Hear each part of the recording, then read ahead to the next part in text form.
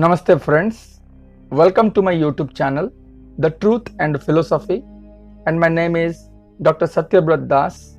Tonight I will discuss on the key issues of Vedanta. If you like this video, please do not forget to like, share and subscribe. Vedanta means the end of Vedas. It is a specific reference to Upanishads and the philosophy they contain. Vedanta is one of the 6 philosophies or darshans of Hinduism.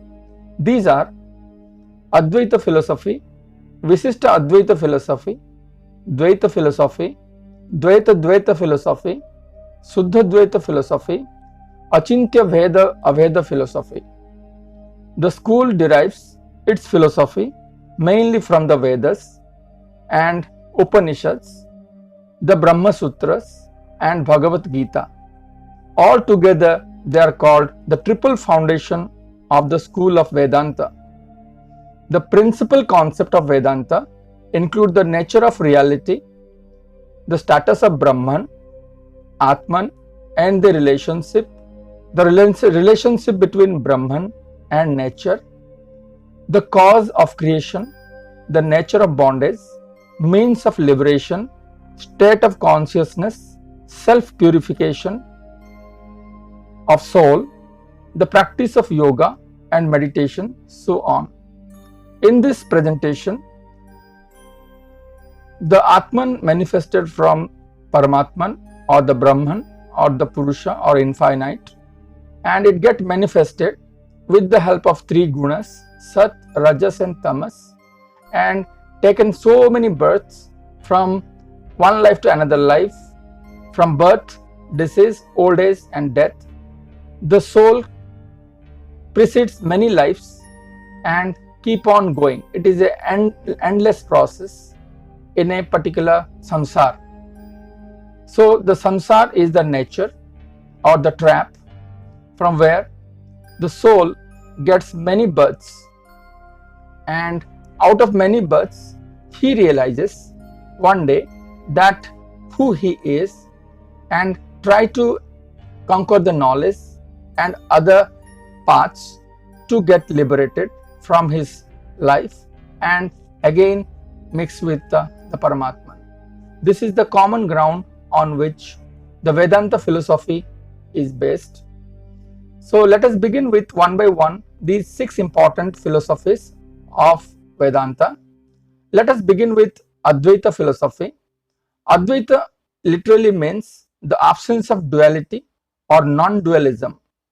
As the name suggests, the school believes in the unity or oneness of existence.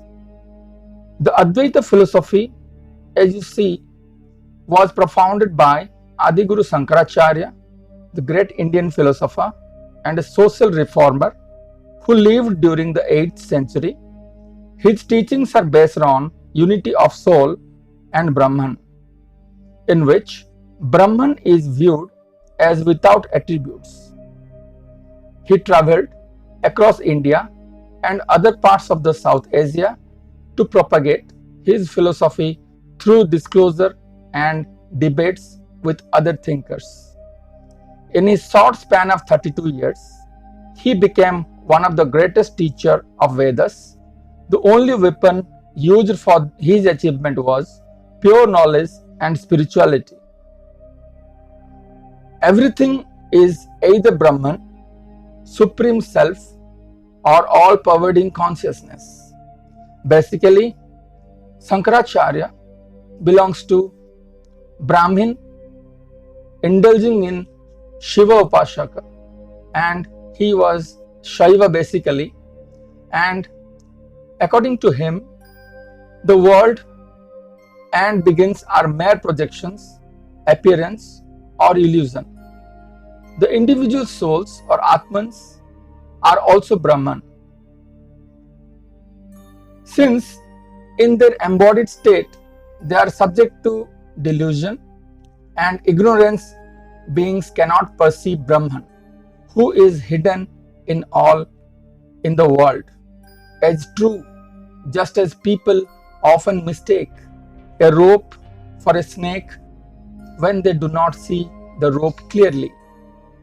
According to Advaita philosophy, it is basically known as oneness, or the pure consciousness is present everywhere.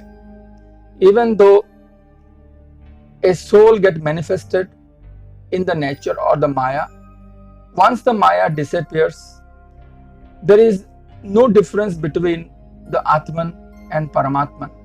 So that is the basic philosophy behind Advaita philosophy. If you see this picture, everything is Brahman.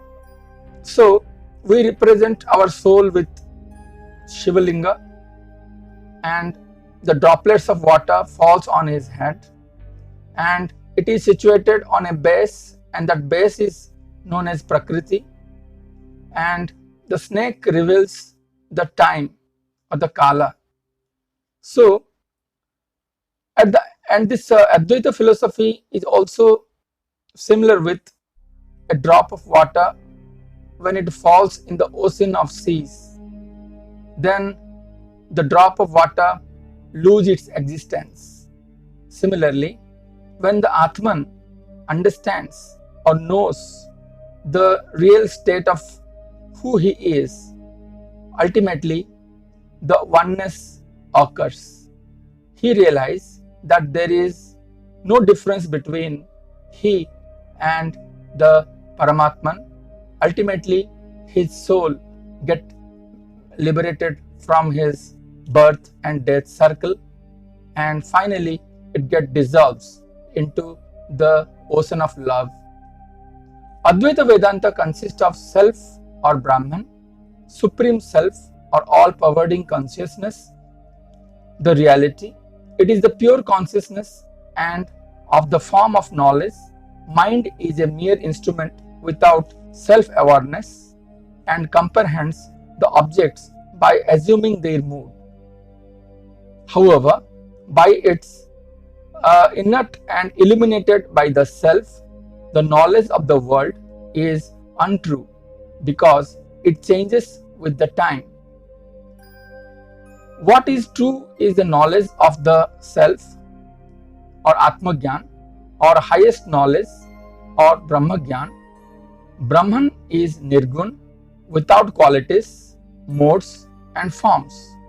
For the sake of creation, Brahman is manifesting the truth, consciousness and bliss, project himself as Brahman with qualities, which is Saguna Brahman. There is no distinction between the two, Saguna and Nirguna. Both are Brahman only, but one is supreme and constant, and the other is a projection and the illusion. Liberation is attained when a person overcomes the illusion of duality and division and perceives himself as eternal, supreme, universal self. So in this presentation, Shankaracharya tried to focus that everything, every Saguna, behind the Saguna there is called Nirguna. There is a space, and the space manifests everything. Once the Maya disappears, then the space remains, and the space is revealed as Brahman, and one can easily get identified the true self by eradicating the Mayas. It means the entire world, entire universe is full of space, and the space is called Nirguna Parambrahma. And at the same time, each soul's heart is having some space, some emptiness, and that is called conscious Atman. It is inert. If someone realizes the self, then he can find the entire universe within him. It is only possible through the steps of Samadhi. Once the Samadhi attains, definitely an yogi can realize himself with the presence of God in his heart. There is no difference between the universe and himself.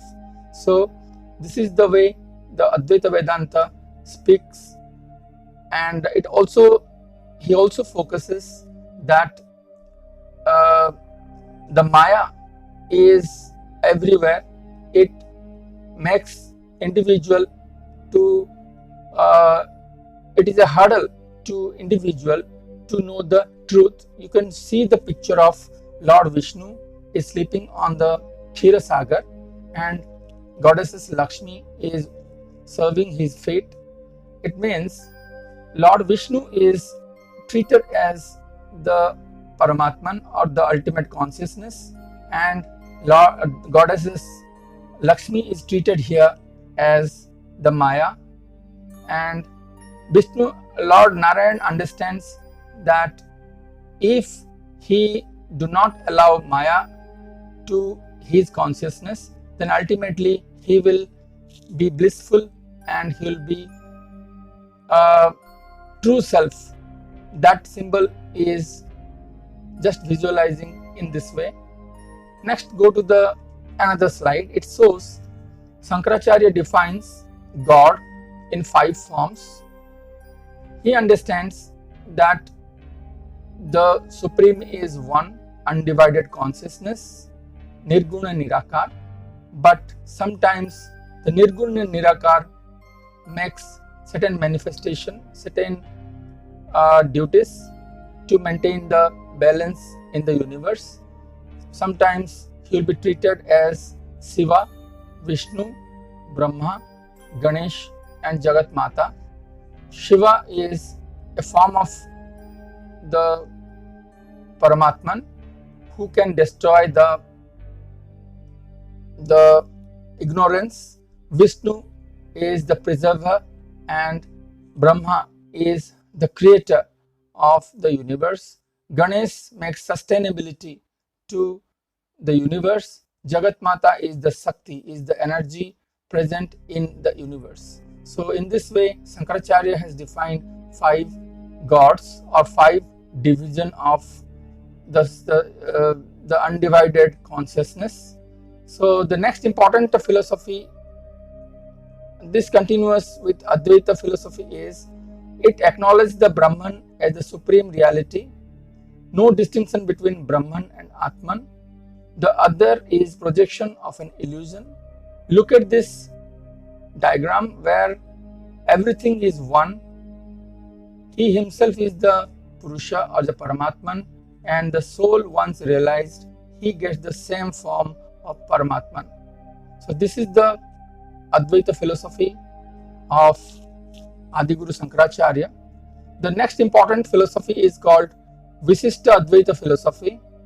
In Visishta Advaita philosophy means distinguished non-dualism or qualified non-dualism. Basically, it is propounded by Ramanujacharya in 11th to 12th century AD, who believed that Brahman was not only Nirgun but also Sagun. Ramanuj was considered as the brilliant boy of extraordinary intelligence and a youth studies the Vedanta, one of the 6 classical systems of Indian philosophy. Soon after moving to Kanchipuram, he met Yada Prakasha, a teacher of Advaita philosophy and follower of the monistic system of Vedanta, which is the Advaita Vedanta of Sankara. And Ramanujam adapted well to his studies, but soon found himself in a conflict with his teacher and proposed as Saguna Brahma and reject the concept of Maya. The school identifies 3 important ultimate realities: Brahman, the soul, the nature. The individual soul and the nature are projections of Brahman, but they cannot be considered mere illusions. They are dependent realities, while Brahman is an independent reality. The souls are dependent realities of Brahman and inseparable from him. He is the soul of the soul and of the soul of the nature. The souls enjoy an existence of their own for the duration of creation. They are indistinguishable from Brahman in some respects. but indistinguishable in other respects. Each soul enjoys its own existence not only when it is bound but also when it is liberated. Such superficial distinctions prevail until all the souls are withdrawn by Brahman into self and end of the creation. This picture shows that this Visishta Advaita philosophy says that everything, the God is, the universe is all about the Saguna, it's not Nirguna, and everything, every element is present in the body of Saguna, Param Brahma or Brahman. So we all are the part of Brahman. We are not individual Brahman. We are all part of Brahman. Everything, including nature, is also a part of Brahman. So he denies the Advaita philosophy, and he proposes that from Nirguna to Saguna philosophy. So next we will go for Dvaita philosophy. The Dvaita philosophy means duality. The school holds that the duality we perceive around us is real, not an illusion. It persists even after the soul attains liberation. Brahman is different from the soul, and souls are different from each other as they form the nature. Only Brahman is the infinite independent reality. Everything else is finite dependent reality. However, Brahman, souls, and nature are eternal. The school identifies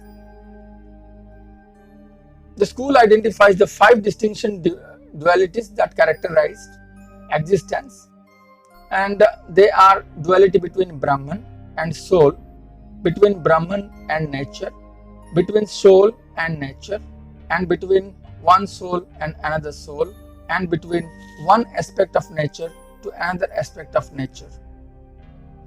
The school was founded by Madhvacharya in 13th century AD, who held that philosophy of non-dualism was unacceptable because of its inherent inconsistencies and logical supremities. He proposed that Brahman represented the highest supreme reality, which was eternal, independent, and universal, while his creation represented the dependent reality.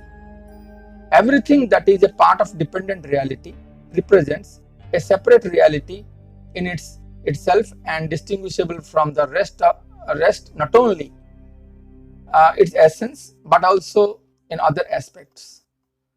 Thus, unlike the previous schools, Dvaita school recognizes Brahman as an eternal and distinct entity who presides over the universe as its supreme lord and the controller.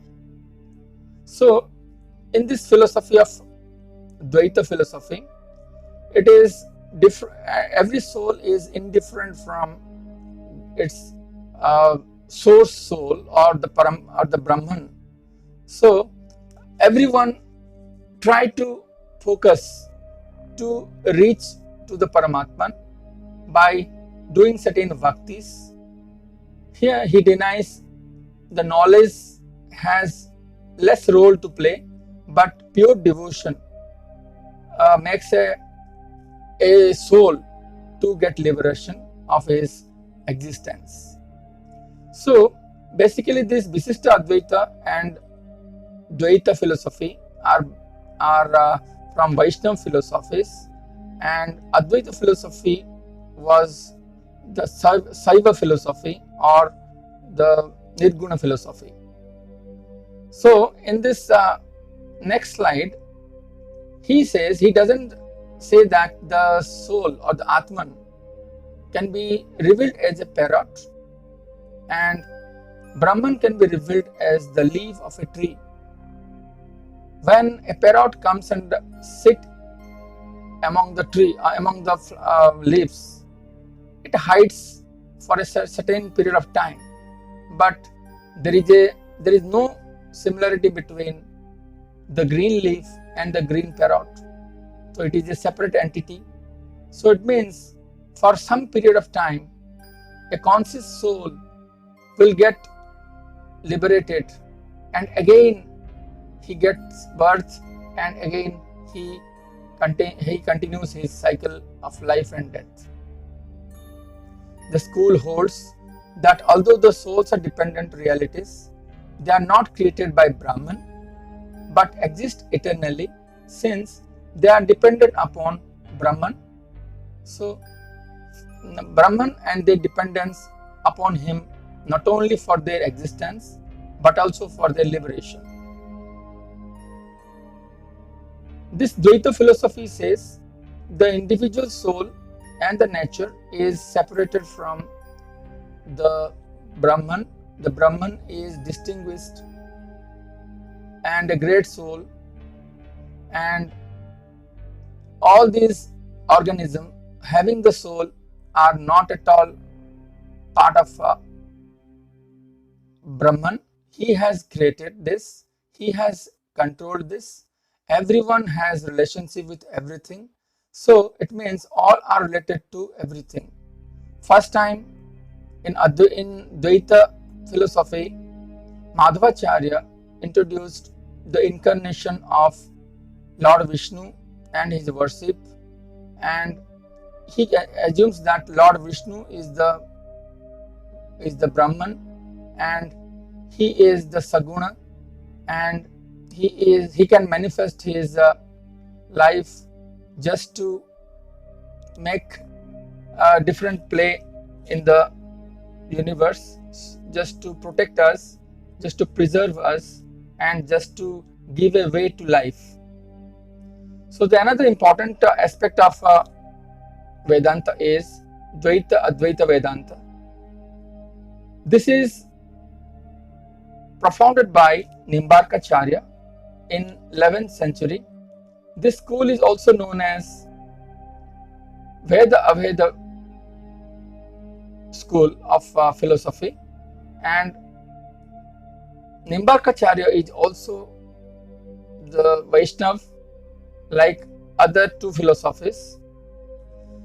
This school of philosophy says that Brahman is the independent reality and the other two are dependent reality. They are also different from Brahman because they have qualities or gunas and natural functions or swabhavas that are different from those of Brahman. Who is the controller of all? Ultimately, the Brahman is the controller of all the soul, all the nature, everything.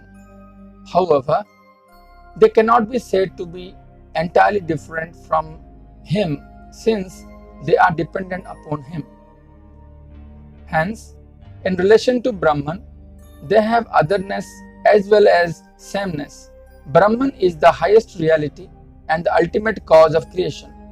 He is both the ultimate cause and efficient cause and solely responsible for the preservation and destruction of the world. In his aspect as the Supreme Lord, he controls the world, and in his aspect as the eternal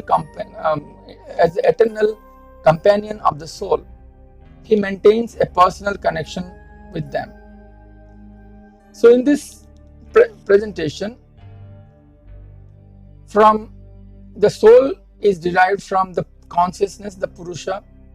It goes to the Prakruti or the primordial matter, where the first individual comes with some sort of knowledge or buddhi.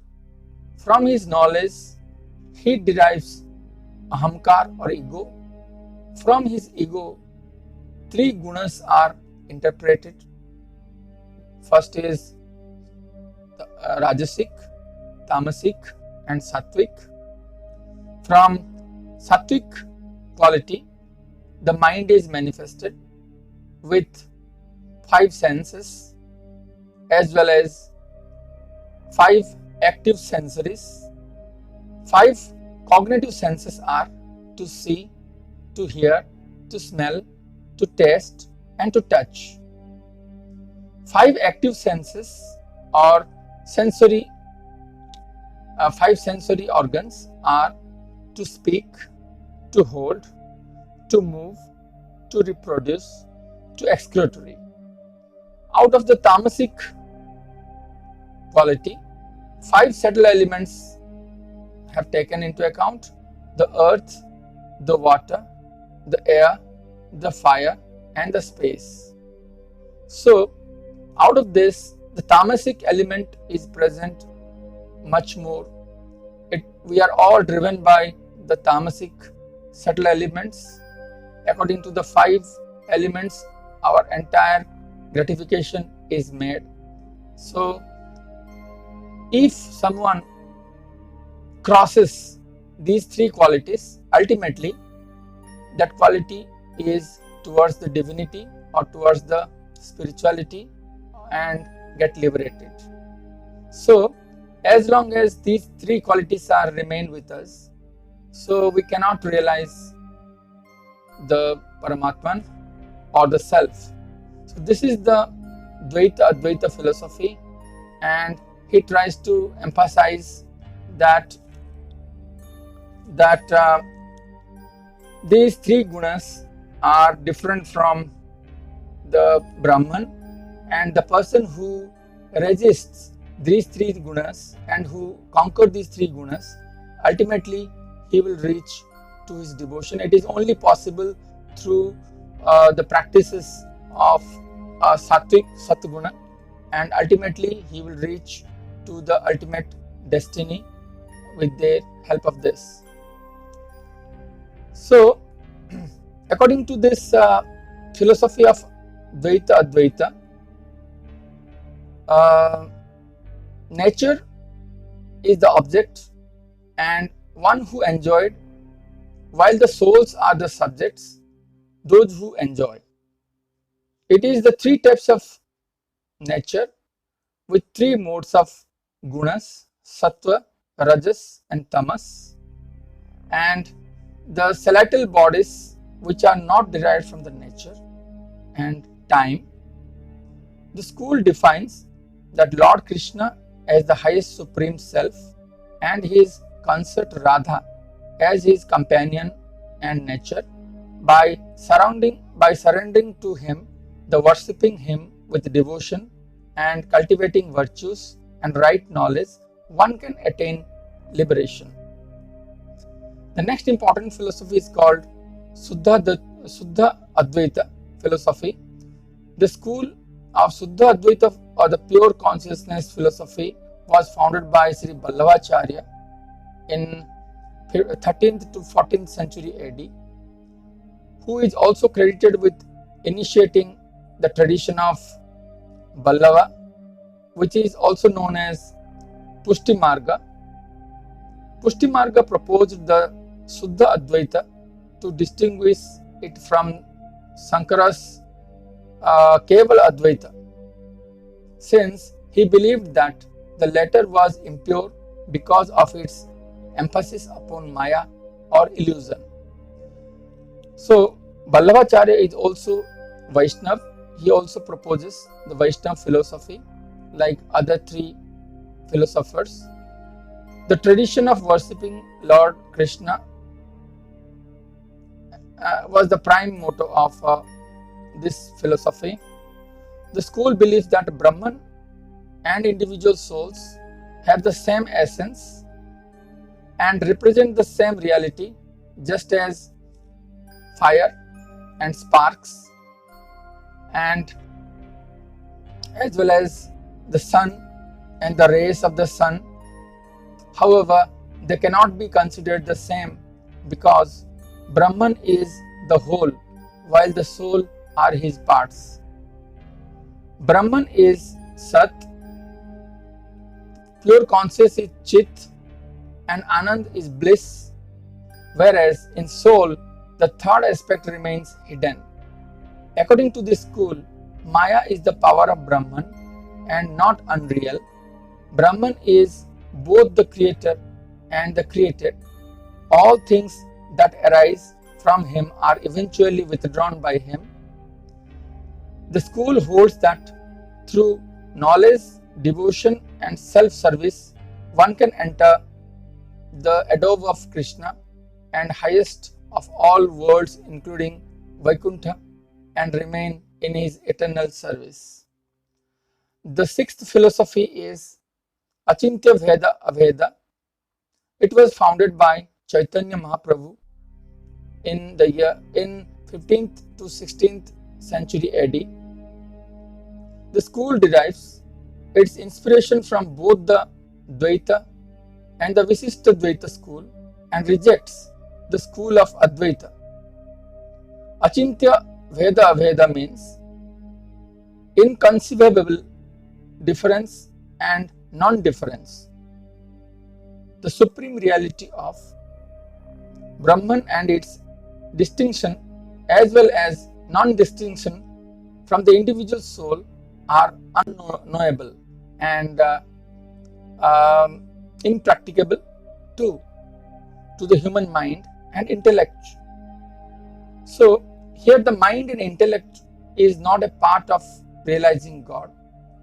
He just proposes that pure devotion or the bhakti is the only way to get consciousness of God, and the souls are not the same as Brahman, but they have a deep and eternal connection with Brahman, since he is their Lord and the Liberator. The souls reflect only a part of his glory, but they are the part of universal body and consciousness. If Brahman is like the sun, the soul is like the ray. If he is fire, the soul is like sparks. They are the same in the essence, but different in appearance, size, and intensity. In the final analysis of the above six philosophies, are different stages of spiritual evolution. No philosophies are inferior to others. Majority of Hindus follow Dvaita philosophy. They feel that God is the controller of their life. God is different from them. Advaita philosophy exactly conveys the meaning of Upanishads, Brahma Sutra, and Bhagavad Gita. However, it is still popular among highly spiritually evolved people. During my spiritual journey as a seeker, I have found that many people are not aware of these six philosophies, but they worship God in the manner they prefer. With this, I end my discussion. Please suggest me with your valuable comments and feedback to justify my efforts. Thank you. Namaste.